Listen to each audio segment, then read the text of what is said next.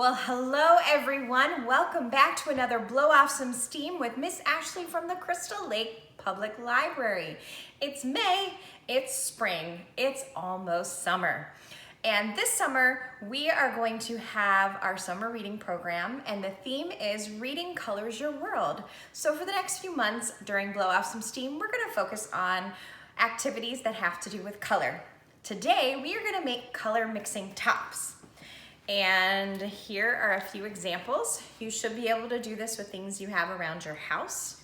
What will happen is when we spin these tops that we make using primary colors, so those are red, blue, and yellow, that the tops will create an optical illusion and trick our eyes into seeing, instead of red and blue, we will see purple, the color they make when they're mixed together.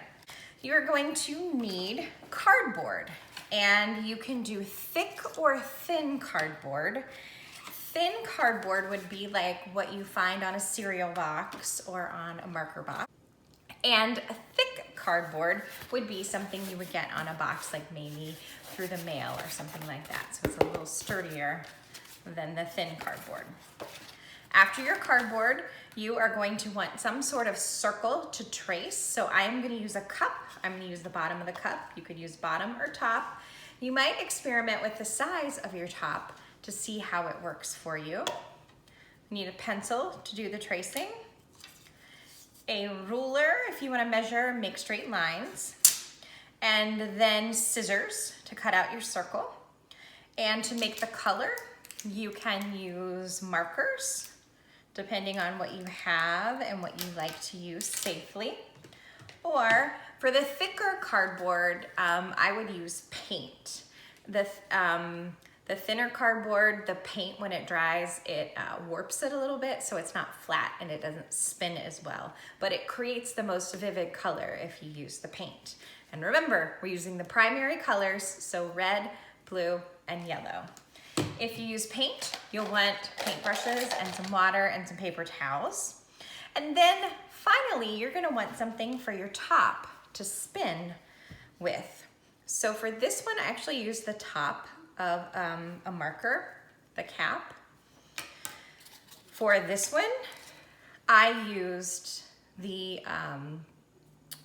little bit of a craft stick, a jumbo craft stick. I just cut it.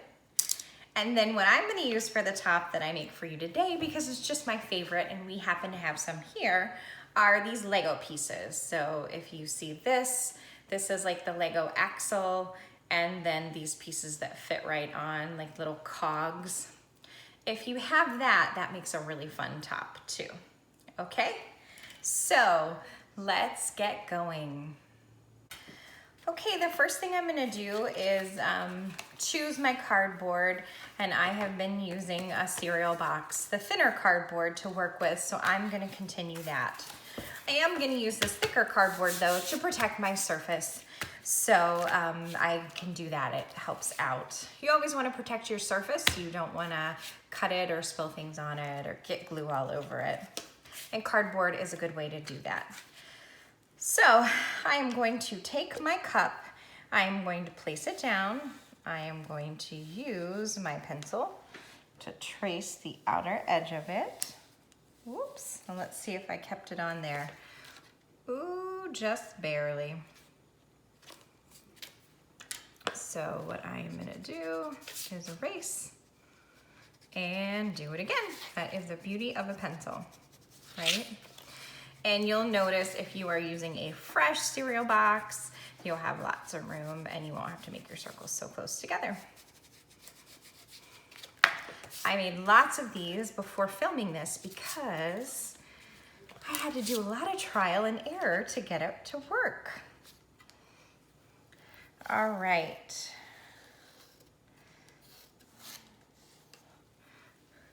There I go again. Just running my pencil around the bottom of the cup to make my circle. And that's much better. So now I'm gonna take my scissors and I'm going to cut it out. And when I was seeing some examples of this project, they were using toothpicks picks with a cardboard to make the top spin. And I could not get that to work for anything. I think they were just too thin and it wouldn't balance. So I did a lot of trial and error. I also saw people use pennies or quarters. I couldn't get that to work either. So I'm just gonna cut out a second one, because another thing I learned is you might have to make many to get a few that work well. If you ever need help, ask your grown-up. If you want help with your scissors or tracing or anything like that. Plus, it's fun to do stuff together as a family, especially when it's something like this that you're trying out for the first time. So now I want to get ready to put my color on. So I could be very precise and I could measure across my circle. It's about, a little over 2.5 inches, which what would a half of 2.5 inches would be? You'd have to do fractions. So it'd be like 1 1/4, right? And then it would be a little over 1 1/4 because it's a little over 2.5. So I'm just gonna put a dot there. You could also eyeball it. You wouldn't have to be precise. And if you ever make a mistake, you can just erase it and start over again. So I did my line there to do half. The other thing you could try to do is you could try to fold your circle in half, just crease it, and then use that line. The problem with that is it makes it not lie flat. There you go. But you could try to bend it back out. And that looks a lot better. And you can see that's probably more precise in a half. All right. Now I want to show you, you could do fourths for your color, which I've done, or you could do halves, and that's going to let you just sort of experiment. I'm going to do halves with you today, and I'm going to do my favorite color combination, which is blue and red. And blue and red make purple. And I find that works really, really well for this project. You could also do red and yellow, and red and yellow make orange. That's right, red and yellow make orange. Or you could do blue and yellow make green. So I'm just using the Crayola Classic markers. If you wanted to use Sharpie or a darker color marker at home, you can do that. So just coloring it in. And because I've protected my surface, I don't have to be super neat. There we go. All right. Now the next thing I want to do is I want to get my hole in the center. So this is a bit tricky. I tried a couple different ways. I'm going to share what I've learned. You could use a paper clip and you could fold it out, and then you could try to find the center and then just poke through. Now this works because I have cardboard underneath it, right? But this is a little flimsy. So what I'm gonna do, I think, is just take the very tip of my scissor and poke it down in. And that was protecting my surface with the cardboard. And then I actually have a little paintbrush. I'm gonna stick to make the hole a little bit bigger, the end of it. That works well. So now these are my Lego pieces. And so what I'm gonna do is I'm gonna stick it down in. I actually need to make my hole just a little bit bigger to do that. So again, I don't want to bend my cardboard.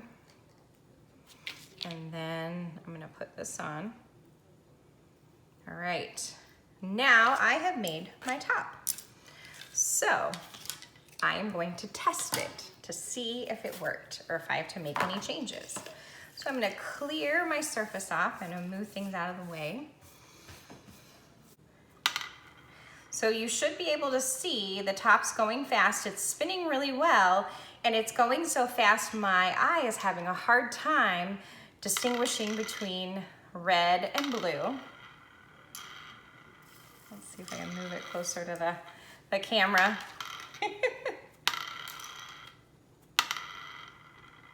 And it looks like purple.